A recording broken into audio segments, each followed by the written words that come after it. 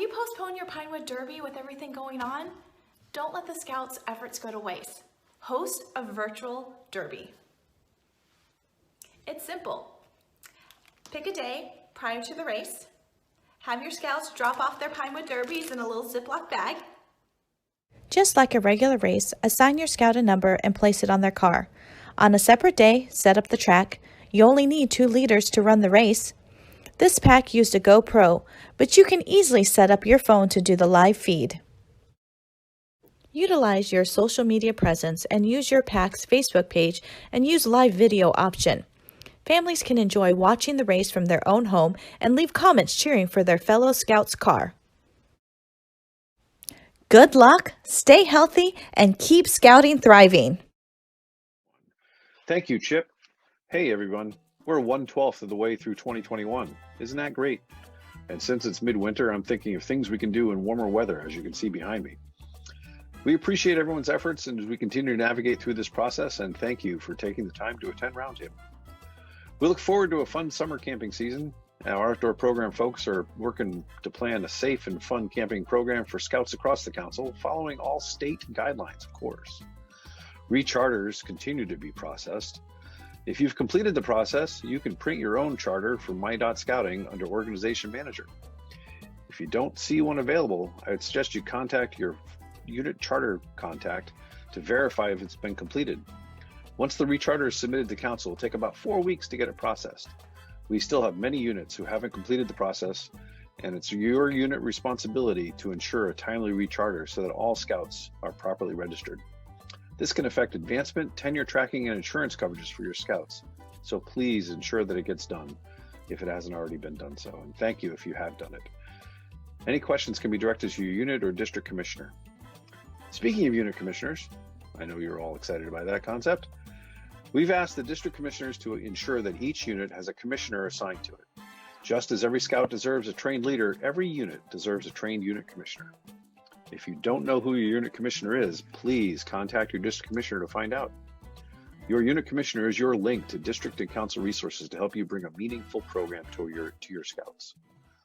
One of the duties of a unit commissioner is to complete a unit assessment. Just as we ask each Scout and Scouter to complete an annual health form, unit assessments are used to check on the health of units. There are 2 types, basic and detailed. A basic one is performed following every meaningful contact a commissioner has with a unit. A more detailed assessment is completed by a unit commissioner with the unit key 3.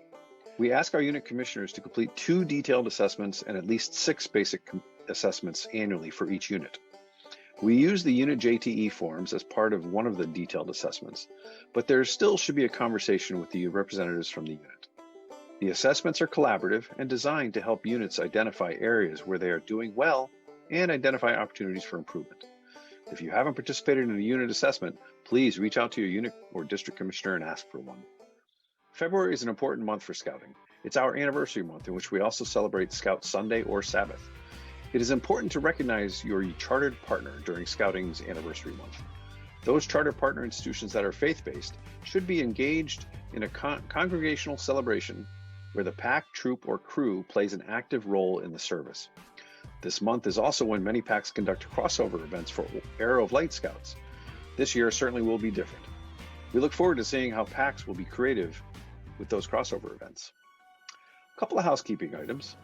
We are planning on conducting a council-wide district operations meeting, similar to what we did last August. We're planning on doing that in late February, early March. We'll send out more information on that shortly. There will be an Area 2 Spring Key Leader Conference, Saturday, March 27th from 8:30 a.m. to 1 p.m. This will be held virtually, and there will be several interesting breakout sessions for district leadership. We will make a registration link available for anyone who is interested in participating.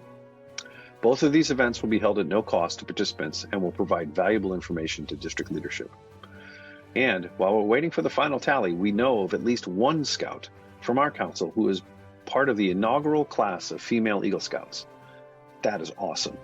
We will have more information and formally recognize this achievement in the near future. We all know the Scout motto, right? Be prepared. Baden-Powell was once asked what that motto meant.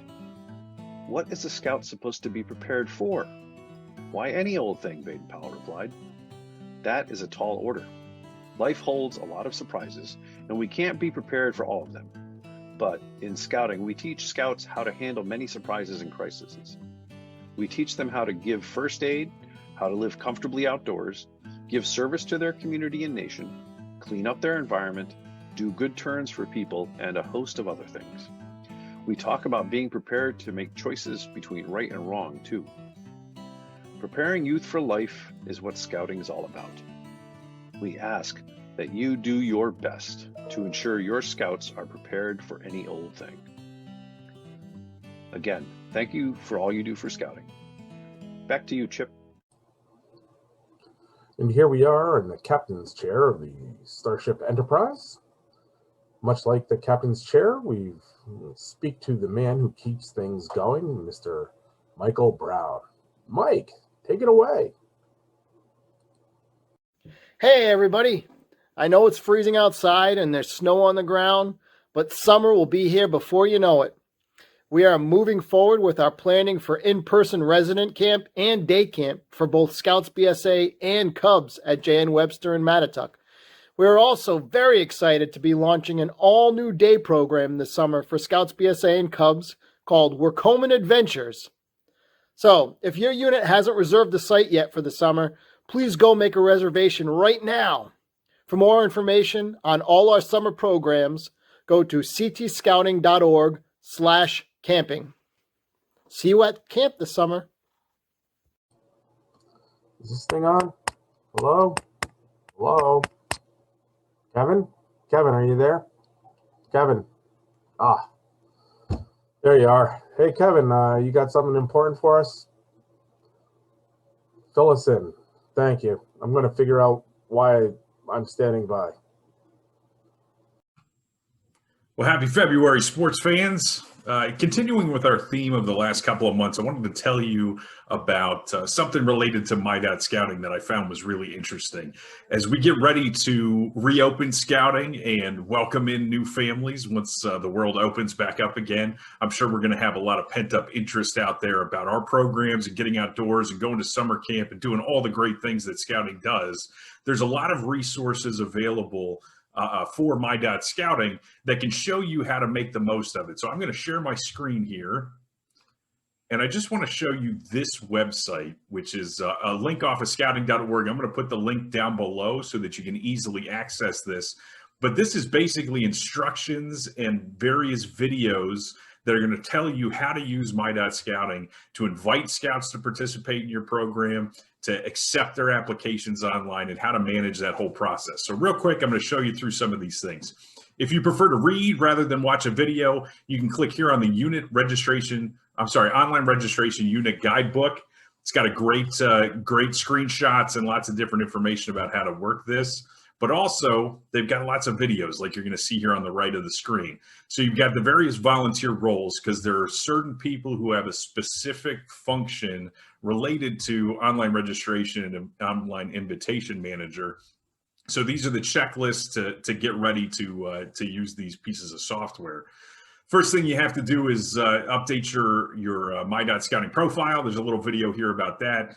Then there's a video about setting up your unit's Be a Scout pin. I did a video specifically about that over the summer, but this one kind of gives you a quick snapshot. How to set up your online registration. There's a role in your unit called a registration inquiry, which is going to allow people to work with leads as well as applications, so you can grant other people access to that. It happens automatically for your unit key 3, but if you have a membership chair on your unit committee, you can make them a registration inquiry role.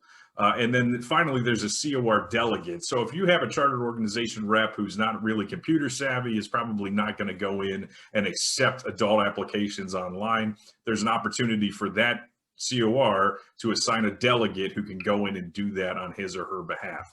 Only the COR is able to assign that delegate in the organization security manager tool in My.Scouting. So video here about that. Then you've got several videos that are going to walk you through Invitation Manager. So it can send out emails to people. You can put a URL and a QR code specifically to join your unit out on social media or on flyers that you produce. Information here about that. You can pump leads into Invitation Manager, and that way you have a place to centrally track whether or not they're joining. And then finally, you go down here to Application Manager, and there's a dashboard, how to accept adult applications and how to accept youth applications. So great stuff there. And then the last piece that it'll talk about here is notifications and reports. There are lots of different reports that you can query the system and figure out what's going on with your application and invitation process for your unit. So with that, I'm going to turn it back over to Chip. Chip? It's already February. February is a very special month for scouting. It's our anniversary. Cub Scout packs are having their blue and gold. Each of our districts are having their Klondike Derbies in one method or another. Plans are being carried out and made for spring camporees coming up really soon, and other activities to get our kids re-involved after COVID has taken its toll on our scouts, on students, on our families. Something very special is happening this February. We are soon to welcome amongst our ranks the first girls as Eagle Scouts. It's a very special occasion. Now, February also marks the birth of our founder, Lord Robert Stephenson Smythe Bidden Powell, who held an experiment on Brownsea Island about 115 years ago. On this island, during this experiment, he invited boys to come out and partake in feats of strength and games of skill, and well, it led to what we now know as scouting. And he remarked to his wife shortly thereafter that scouting shouldn't just be for boys, scouting should be for all youth, as it had its special place in developing character and developing citizens. So let us widen the circle as we accept those who are now earning this glorious rank of Eagle Scout. It's a very special occasion. I, myself, look forward to the day when I can welcome my daughter amongst the ranks. So, thank you for joining us and have a great month. I'll see you all in March. Take care.